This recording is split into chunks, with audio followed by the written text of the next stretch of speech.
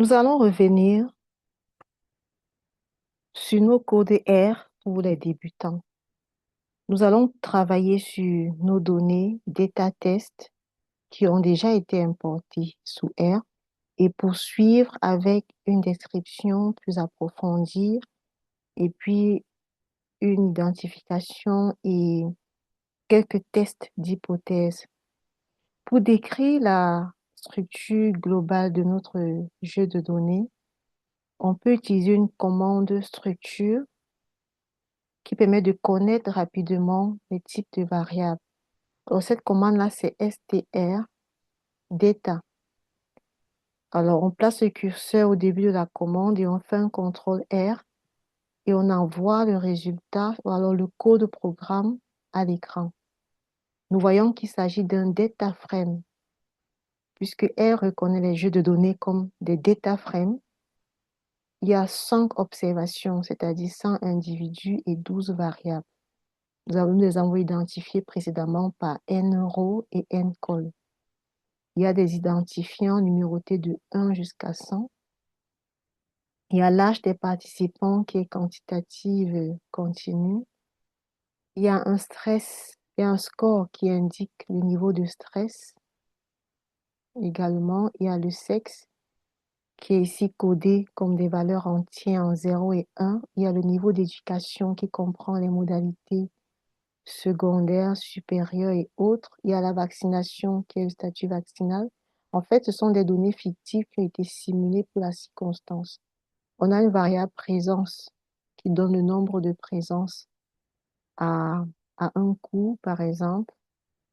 On a la variable 1 qui signifie le niveau moyen, le niveau de revenu dans un ménage, par exemple. On a la promptitude et puis les classements correspondant à rang 1 et 2.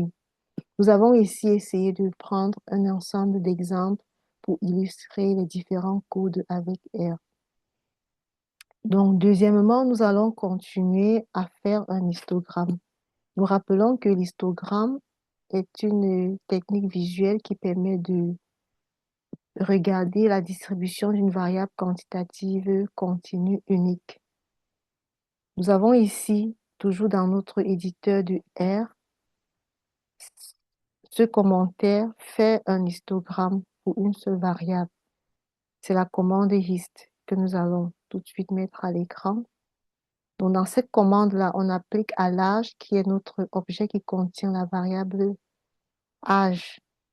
Fréquence égale force, c'est-à-dire nous ne voulons pas des comptages en ordonnée, mais tout simplement des pourcentages. Ceci permet de mieux tracer la densité. Nous les voulons en couleur bleue et en ordonnée, vous mettez l'âge en année. Men, ça veut dire nous ne voulons pas du titre. Si jamais il n'y a pas ment, vous allez voir, vous aurez histogram of age. Mais il peut arriver que nous ne voulions pas ceci, mais nous voulons un histogramme en langue française. À ce moment-là, nous pouvons mettre men comme vide. Et là, nous avons un histogramme qui est fait de couleur bleue. Ensuite, nous voulons mettre la densité, c'est-à-dire la distribution qui nous permet de voir s'il y a une symétrie ou une asymétrie. C'est avec la fonction lines,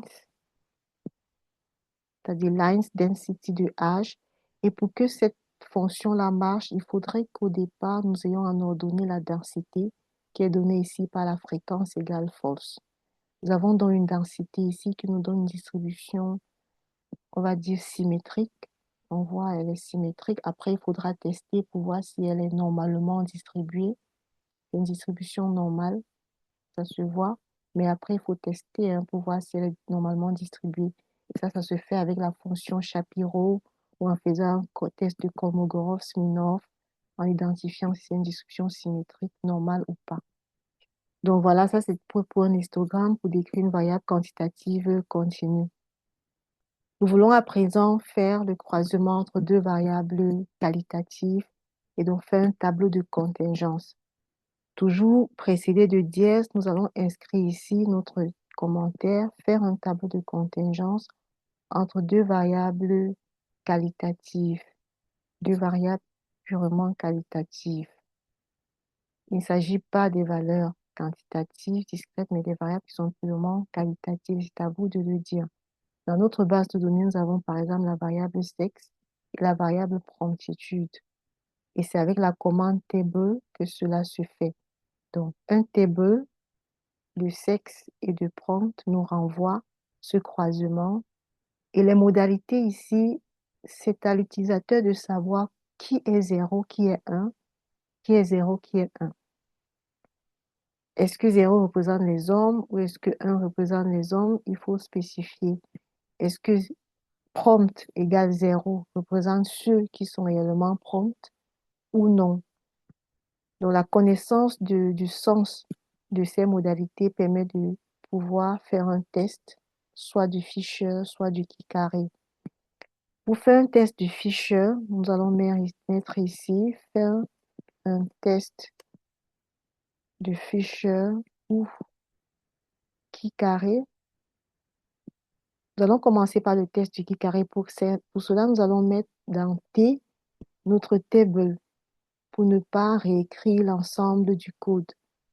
Nous allons mettre ça dans table et puis nous allons le renvoyer à l'écran. Il faut savoir que R travaille avec des objets. À chaque fois que vous écrivez un code, il faut le sauvegarder dans un objet pour qu'il garde cela en mémoire.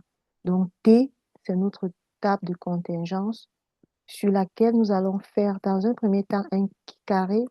Nous avons le droit de faire un carré parce que les valeurs de ces cellules sont toutes supérieures à 5. Carré de T va nous renvoyer la statistique de test du carré de personne.